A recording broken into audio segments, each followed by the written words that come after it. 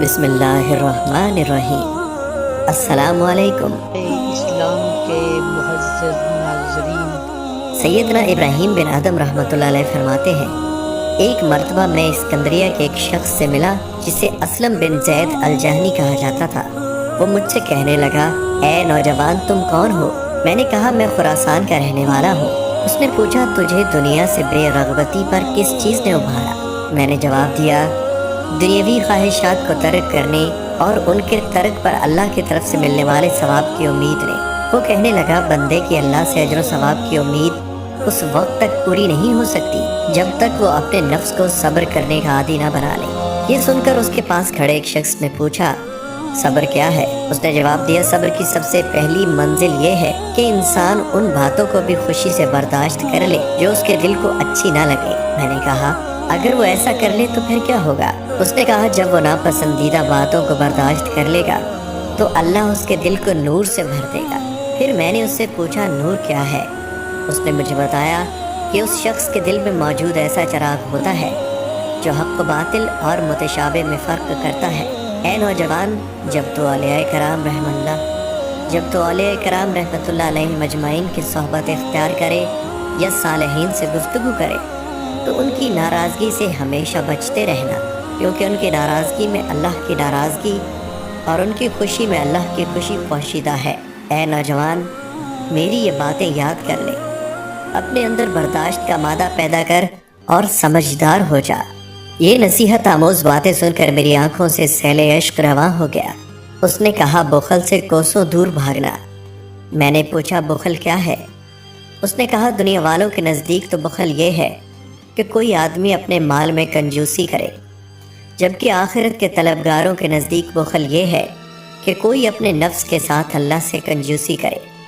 یاد رکھ، جب انسان اللہ کی رضا کی خاطر اپنے دل سے سخاوت کرتا ہے تو اللہ اس کے دل کو ہدایت اور تقوی سے بھر دیتا ہے اور اسے سکون، وقار، اچھا عمل اور عقل سلیم جیسی نعمتیں ملتی ہیں۔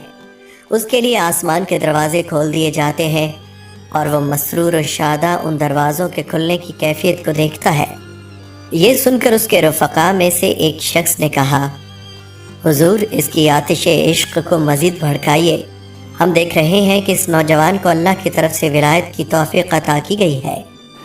وہ شخص اپنے رفیق کی اس بات سے بہت معتجب ہوا، اسے اللہ کی ولایت کی توفیق عطا کی گئی ہے۔ پھر میری طرف متوجہ ہوا اور کہنے لگا، اے عزیز، عنقریب تو اچھے لوگوں کی صحبت اختیار کرے گا۔ جب تجھے یہ سعادت نصیب ہو تو ان کے لیے ایسی زمین کی مانند ہو جا کہ اگر وہ چاہیں تو تجھے پاؤں کے نیچے روند ڈالیں۔ اگر وہ تجھے ماریں، چھڑکیں یا دھتکار دیں تو اپنے دل میں سوچنا کہ تو آیا کہاں سے ہے۔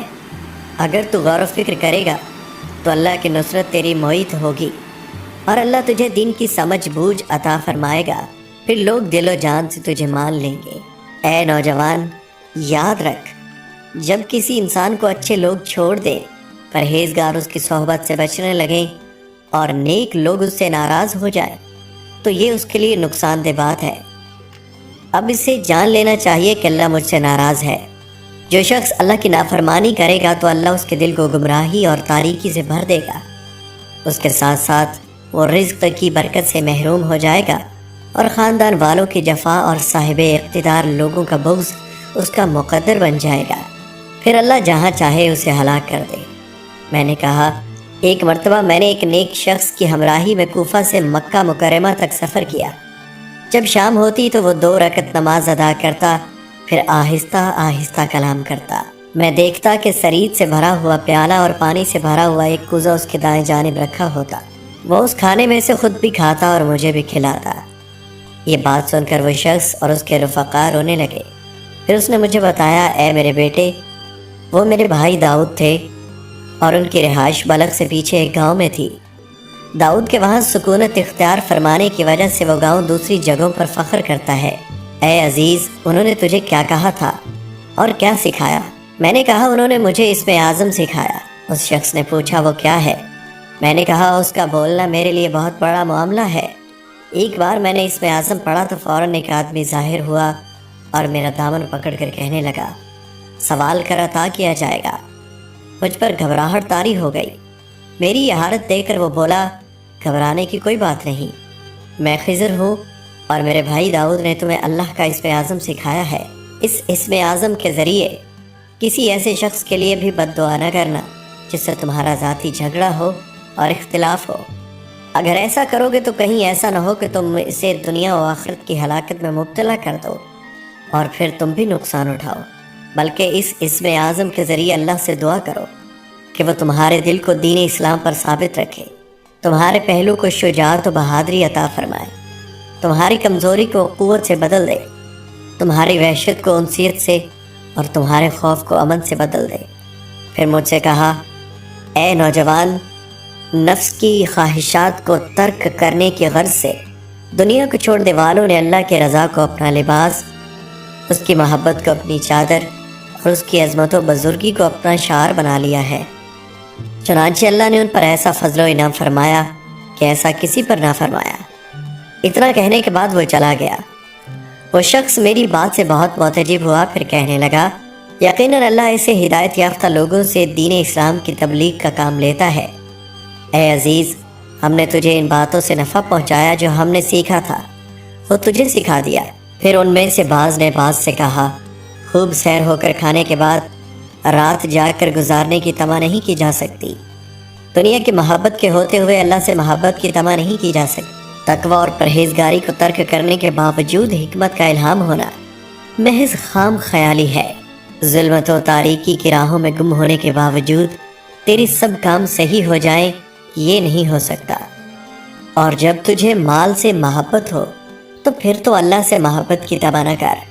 لوگوں پر ظلم و جفا کرنے کے باوجود تمہارے دل کے نرم ہونے کا گمان نہیں کیا جا سکتا۔ فضول کلام کرنے کے باوجود رقت قلبی، مخلوق پر رحم نہ کرنے کے باوجود اللہ کی رحمت، اور علماء کرام رحمت اللہ علیہ مجمعین کے مجالس میں نہ بیٹھنے کے باوجود رشد و ہدایت کی طمع محض خام خیالی ہی ہے۔ قرب الہی جو انسان کا کمال نہائی اور مقصود ہے، خود اپنے اندر درجات رکھتا ہے، حتیٰ کہ انسان کا سب سے چھوٹا اختیاری عمل اگر ضروری شرائط رکھتا ہو تو انسان کو ایک حد تک خدا سے قریب کر دیتا ہے۔ اس لیے انسان اپنے اعمال کی کیفیت و مقدار کے اعتبار سے خداوند قدوس کی بارگاہ میں درجہ یا درجات رکھتا ہے، اور ہر فرد یا گروہ کسی درجہ یا مرتبہ میں ہوتا ہے۔ اسی طرح پستی، انحطاط اور خداوند عالم سے دوری بھی درجات کا باعث ہے، اور ایک چھوٹا عمل بھی اپنی مقدار کے مطابق انسان کو پستی میں گرا سکتا ہے۔ اسی بنا پر انسان کی زندگی میں ٹھہراؤ اور توقف کا کوئی مفہوم نہیں ہے۔ ہر عمل انسان کو یا خدا سے قریب کرتا ہے یا دور کرتا ہے۔